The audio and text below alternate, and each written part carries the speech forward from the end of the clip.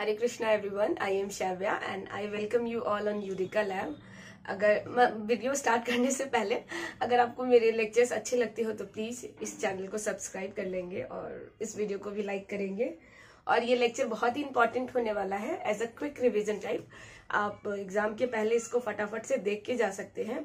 आपने जितने भी कॉन्सेप्ट तैयार कर रखे हैं पहले से, उसको क्या करेगा, ये ज्यादा बूस्टअप करेगा। मतलब कि आपको और अच्छे से क्या होगा, ये याद हो जाएगा। और ये बहुत ही उस टाइप का क्वेश्चन है जो एग्जाम में आते ही आते हैं, 100% आने के चांसेस होते हैं। तो इसको आप बिल्कुल भी मिस नहीं करेंगे, अच्छे से पढ़ेंगे और अच्छे से देखेंगे और समझने की कोशिश करेंगे। इसमें मैंने मगध एम्पायर के बारे में डिस्कस किया है कि मगध एम्पायर में स्टार्टिंग में कौन से रूलर थे, फिर उसके बाद कौन आए। तो वैसे वैसे करके क्या करेंगे, हम लोग देखेंगे। तो मगध पे एक्चुअली कितने रूलर ने रूल किया है, कितने राजा रहे हैं, तो 7 रहे हैं, जो कि मैंने सीक्वेंस में लिखा भी है, आपको दिख रहा होगा 1 से लेके 7 तक।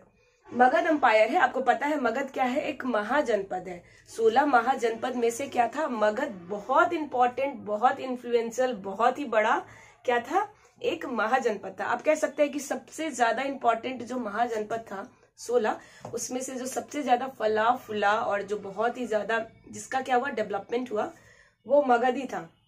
और ये मगध कहाँ है, ये बिहार में है। और बिहार में अभी कहाँ है, तो आप पटना गया साइड ले सकते हैं, वो सब क्या है, मगध में ही आया करता था। ठीक है, तो मगध में कितने रूलर ने रूल किया है, 7 रूलर ने किया है। उसको देख लेते हैं।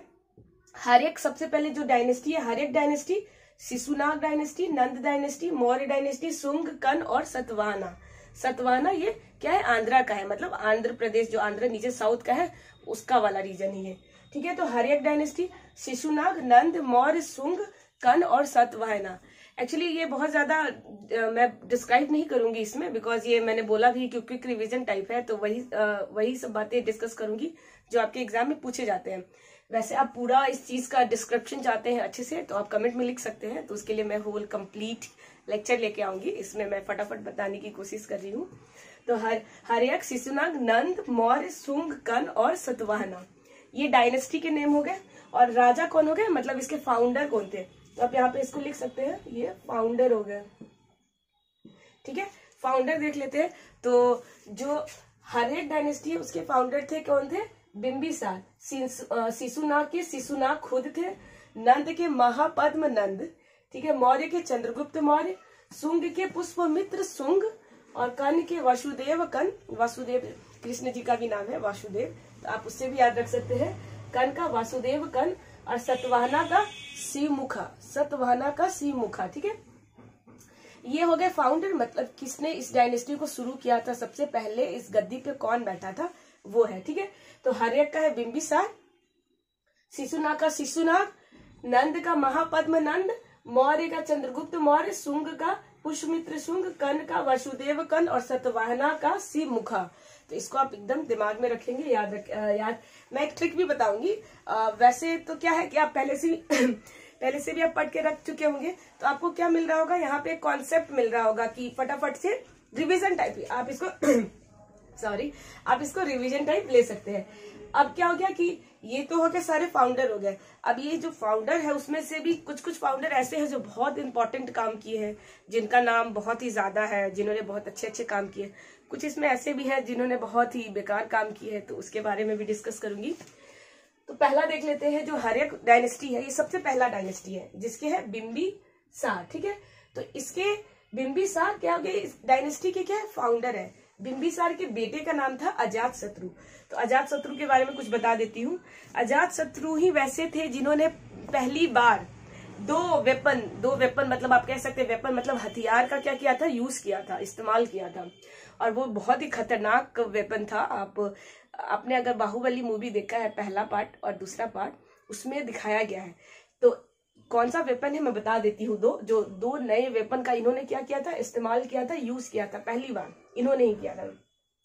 एक थे रथ मूसल और दूसरा है महाशील कंटक। एक तो रथ मूसल में रथ है, नाम है, तो रथ तो होगा ही, ऐसे आप देख ले रथ। ठीक है, रथ मूसल में क्या होता था कि यहाँ पे है ना, आपको ऐसे करके आप जाओगे तो क्या होगा, ये कटते चला जाएगा, ऐसे ऐसे गोला गोला शार्प नीडल्स कह सकते हो कि आगे में लगा हुआ होता था। और वो जब भी आगे बढ़ता था तो क्या होता है, चारों तरफ जो भी उनको अटैक कर रहा है या उनके उस एरिया के आसपास आ रहा है तो उसका गर्दन खात्मा कर देता था। तो वैसे लिख सकते हो रथ मूसल, रथ मूसल, ठीक है। तो इस टाइप का होता था। एक है महाशिला कंटक। महाशिला कंटक, शिला का मतलब ही पत्थर होता है ना, शिला जैसे शिवलिंग होता है उससे लिंक है, उस सेंस में बोल रही हूँ, आप प्लीज गलत ना समझे। तो क्या हो गया, शिला मतलब जैसे कि पत्थर होता है ना, तो देखो यहाँ पे लिखा हुआ भी है सील, महाशिला कंटक। तो इसमें क्या होता था कि ऐसे बना होता था, आप इसको ऐसे छोड़ोगे तो ये बड़ा सा पत्थर जाके क्या होगा, जिसको ऑपोजिशन है या जो आपके दुश्मन है उस पे जाके क्या करता था, अटैक करता था।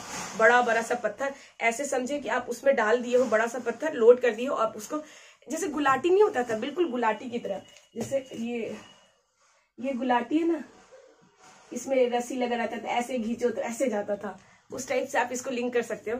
मैंने भी गुलाटी मारा है बहुत बहुत जोर से लगता है। और हम लोग इलास्टिक से भी तो करते थे, प्लास अगर गुलाटी नहीं बना पाते थे तो रबड़ को ही लगा लेते थे और कागज बीच में लगा के ऐसे मारते थे।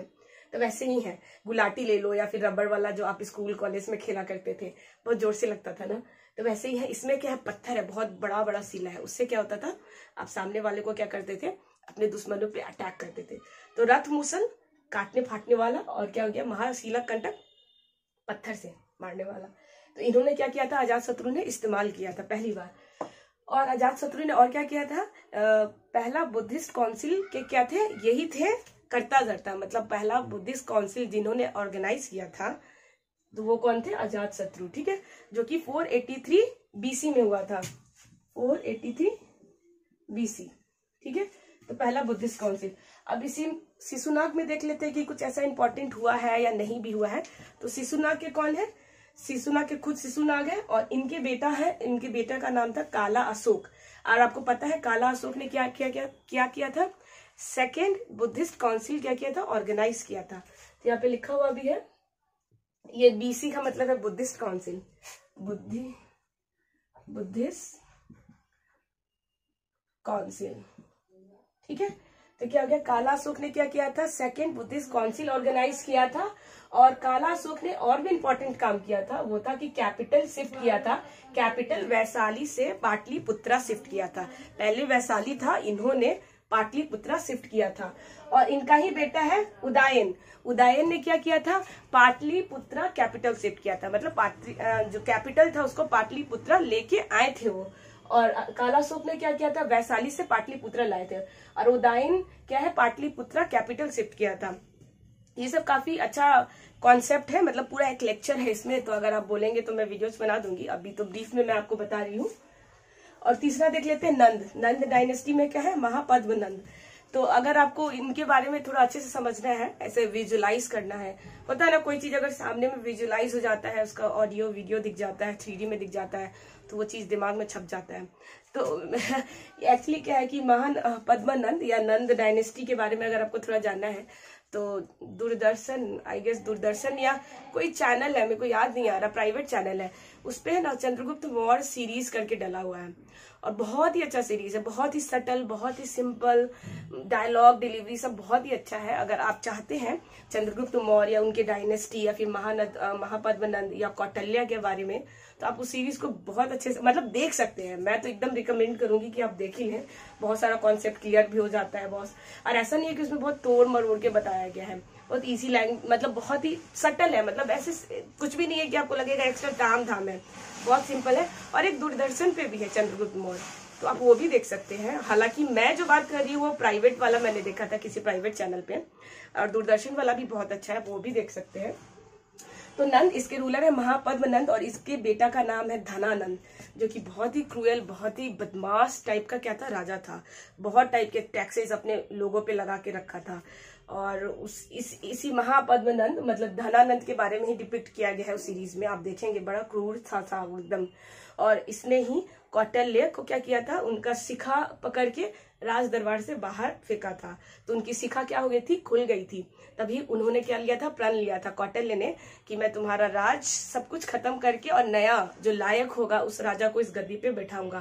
तो तभी आए थे चंद्रगुप्त मौर्य।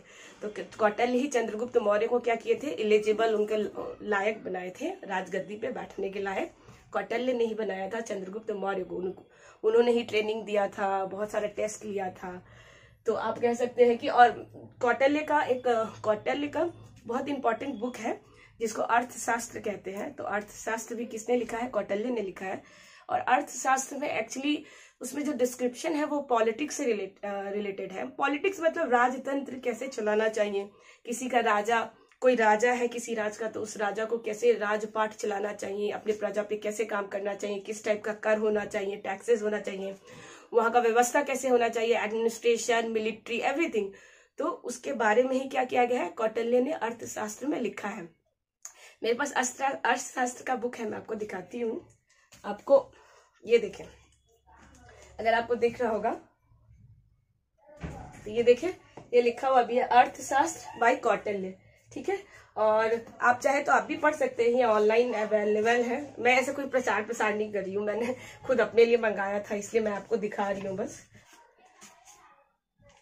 तो इसको आप पढ़ सकते हैं अगर आप इंटरेस्टेड है तो, ये अवेलेबल है ऑनलाइन स्टोर सब में, कहीं भी आपको मिल जाएगा, ठीक है। तो ये हो गया कि धनानंद, और धनानंद के टाइम में क्या हुआ था, अलेक्जेंडर का इन्वेजन हुआ था। इन्वेजन, अलेक्जेंडर ने क्या किया था, इन्वेड करने की कोशिश किया था, मतलब वो आने वाला था। हालांकि अलेक्जेंडर का इन्वेजन हो नहीं पाता है क्योंकि उसके पीछे भी बहुत रीजन है। तो अभी फिलहाल आप देखें कि अलेक्जेंडर का इन्वेजन महापद्मनंद के बेटे धनानंद के टाइम में ही हुआ था, मतलब कोशिश किया गया था, हालांकि वो पूरा नहीं हो पाया था। अब आ जाते हैं मौर्य। तो मौर्य, चंद्रगुप्त मौर्य। तो मौर्य यहाँ पे लिखा है चंद्रगुप्त मौर्य फाउंडर है और इसके राजा भी वही है, चंद्रगुप्त मौर्य है। चंद्रगुप्त मौर्य के बारे में तो बहुत ही अच्छी स्टोरी है, बहुत ही लायक और बहुत ही आप कह सकते हैं ना बहादुर राजा थे ये चंद्रगुप्त मौर्य। तो इनके बेटे का नाम था बिंदुसार, और बिंदुसार ने क्या किया था, पैट्रोनाइज किया था आजीविका। आजीविका क्या है, कम्युनिटी है या फिर आप रिलीजन भी कह सकते हैं। कि चंद्रगुप्त के बेटे का नाम था बिंदुसार, ये बिंदुसार है और ये बिंबिसार है, ठीक है। ये बिंदु है, बिंदी लगाते हैं ना, उससे याद रखेंगे बिंदुसार, और ये है बिंबिसार। तो चंद्रगुप्त के बेटे का नाम था बिंबिसार और इन्होंने पैट्रोनाइज का मतलब होता है कि ये संरक्षण दिया था या फिर बढ़ावा दिया था, बाई फाइनेंशियली या फिर किसी भी तरीके से। तो बिंदुसार ने क्या किया था, पैट्रोनाइज किया था आजीविका उस टाइप का कम्युनिटी है या फिर आप धर्म कह सकते हैं, जिसमें कहा जाता है ना कि जो होता है अच्छे के लिए होता है या फिर जो होगा अच्छे के लिए होगा, जो इस फिलॉसफी से रखते हैं, जो इस फिलॉसफी को, इस आइडियोलॉजी को मानते हैं, ठीक है। तो बिंदुसार ने पैट्रोनाइज किया था आजीविका, और बिंदुसार के बेटे का नाम था अशोका, द ग्रेट अशोका। इन्होंने पैट्रोनाइज किया था बुद्धा, इन्होंने बुद्धा धर्म भी अपनाया था अशोका ने, और अशोका ने प्रचार प्रसार के लिए बुद्धा धर्म को अपने बेटा और बेटी को भी श्रीलंका, मलेशिया, बहुत सारा कंट्री में भी भेजा था। तो अभी भी आप देखते हैं कि उस सब कंट्री में भी क्या है, बुद्धिज्म को माना जाता है, लोग पूजा करते हैं, ठीक है। और अशोका के गुरु का नाम क्या था, तो इनके गुरु का नाम था उपगुप्त। तो ये भी पूछ लिया जाता है कि अशोका के गुरु का नाम क्या था, तो उपगुप्त था। तो ये भी आप ध्यान में रखेंगे। और चंद्रगुप्त मौर्य के बारे में ही लिखा हुआ है मेगास्थनीज बुक। किसने लिखा, मेगास्थनीज ने लिखा था इंडिका बुक, ठीक है। मेगास्थनीज ने इंडिका बुक लिखा था। सुदर्शन झील जो गुजरात में है, सुदर्शन झील याद रखेंगे, ये पूछता है कि कहाँ है, तो गुजरात में है सुदर्शन झील। चाणक्य ने बनवाया था, मतलब चंद्रगुप्त मौर्य ने बनवाया था, और चाणक्य के द्वारा अर्थशास्त्र लिखा हुआ है, अभी मैंने आपको दिखाया। अर्थशास्त्र में 15 लेसन है, 15 लेसन है और सप्तांग रूल है, ठीक है। अर्थशास्त्र में 15 क्या है, लेसन है और सप्तांग रूल के बारे में मेंशन किया गया है। विलियम जोन्स जो है उसने सेंट्रल कोटास, विलियम जोन्स जो है, वो जोनस जो है, ये कब आए थे, सेंट्रल कोटास के टाइम में आए थे। और चंद्रगुप्त मौर्य ने क्या किया था, जैन धर्म को अपनाया था, मतलब कि उन्होंने किस रिलीजन को अपनाया था, किस रिलीजन को उन्होंने पैट्रोनाइज किया था, उस चीज को एक्सेप्ट किया था, तो जैन को किया था। अब भद्रबाहु के नेतृत्व में, मतलब भद्रबाहु क्या थे, उनके नेतृत्व में जैन धर्म को चंद्रगुप्त मौर्य ने क्या किया था, एक्सेप्ट किया था, पैट्रोनाइज किया था, अपने जीवन में लाया था, अपने लोगों में प्रचार प्रसार किया था। और चंद्रगुप्त मौर्य ही क्या किए थे, समलेखना, क्या होता है समलेखना, एक मेथड है, विधि है, जिसमें क्या होता है भूख प्यास, मतलब आप भूख प्यास इस हंगर स्ट्राइक होता है ना, आप उस पर चले जाते हैं, मतलब पानी भी ग्रहण नहीं करते, भोजन भी ग्रहण नहीं करते, और अपने बॉडी को क्या करते हैं, एक मोक्ष प्राप्ति के लिए आप अपने बॉडी को उस चीज में त्याग देते हैं, या फिर आप उसके लिए डेडिकेटेड हो जाते हैं ताकि आपको क्या हो, मोक्ष की प्राप्ति हो। तो चंद्रगुप्त मौर्य ने भी सेम वैसा ही किया था। संलेखना क्या होता है, विधि है, मेथड है, उससे उन्होंने अपने बॉडी, अपने शरीर को क्या किया था, त्यागा था। और ये कहाँ पे है सिचुएटेड कहाँ पे है, तो ये सरवन बेलगोला जो कि कर्नाटका में है। तो ये क्वेश्चन भी पूछा जाता है कि चंद्रगुप्त मौर्य ने संलेखना विधि से अपने बॉडी को क्या किया था, त्यागा था, और ये कहाँ पे है, तो ये है सरवन बेलगोला, जो कि सरवन बेलगोला क्या है, केव है, पहाड़ है, ठीक है। तो सरवन बेलगोला जो कि कर्नाटका में है, वहां पे उन्होंने अपने बॉडी को, अपने शरीर को क्या किया था, त्यागा था, और उन्होंने ही जैन धर्म को अपनाया भी था, बहुत प्रचार प्रसार भी किया था, उसको पैट्रोनाइज भी किया था। तो ये सब चीज आप याद रखेंगे। एक ट्रिक है, जैसे मगध एम्पायर के, अगर आपको याद करना हो सीक्वेंस कि मगध में कौन कौन से रूलर कैसे कैसे आए, या किस डायनेस्टी का कैसे कैसे इन्फ्लुएंस हुआ है, तो ऐसे याद रखेंगे। ये देखें, हसीन मसूक सा, ऐसे याद रखेंगे, हसीन मसूक सा। हसीन तो ऐसे भी किसी को भी याद रहेगा, हसीन, ठीक है। मतलब हसीन का मतलब आपको पता ही होगा, हसीन मसूक सा। तो एच से हर एक डायनेस्टी, शिशुनाग, नंद, मौर्य, सुंग, कन, सतवाहना, ठीक है।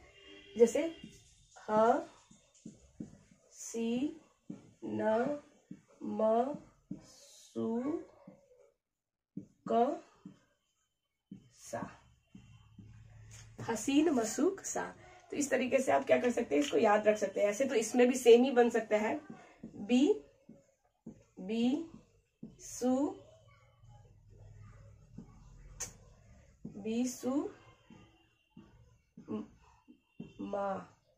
बिसुमा, मतलब बिसुमा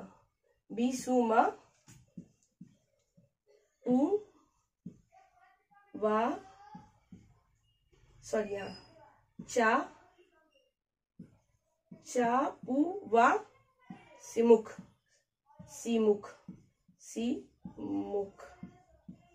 ठीक है। तो इसको भी ऐसे याद रख सकते हैं। फाउंडर कैसे कैसे है, तो बिसुमा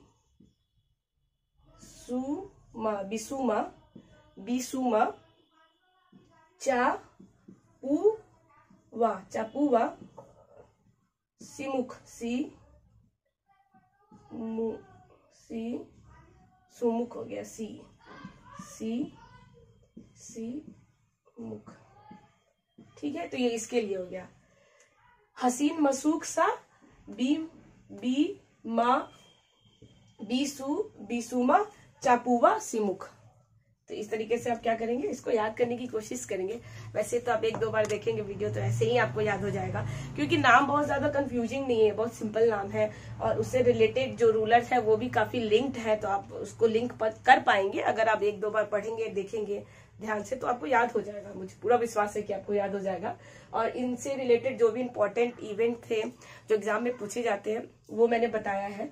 ये सब बहुत ज्यादा इंपॉर्टेंट नहीं थे इनसे रिलेटेड, मतलब बहुत ज्यादा इंपॉर्टेंट इवेंट्स नहीं था इस लेक्चर के लिए, इसलिए मैंने यहाँ पे नहीं बताया। बाकी चंद्रगुप्त मौर्य, फिर अजातशत्रु, बिंबिसार, शिशुनाग, या फिर हर एक डायनेस्टी से जो इम्पोर्टेंट था वो मैंने बताने की कोशिश की है। और होप कि आपको ये समझ में आया होगा, आपको अच्छा भी लगा होगा। और तो क्या, मैं मिलूंगी नेक्स्ट वीडियो में। टिल देन अपना और अपनों का ख्याल रखें। Thank you.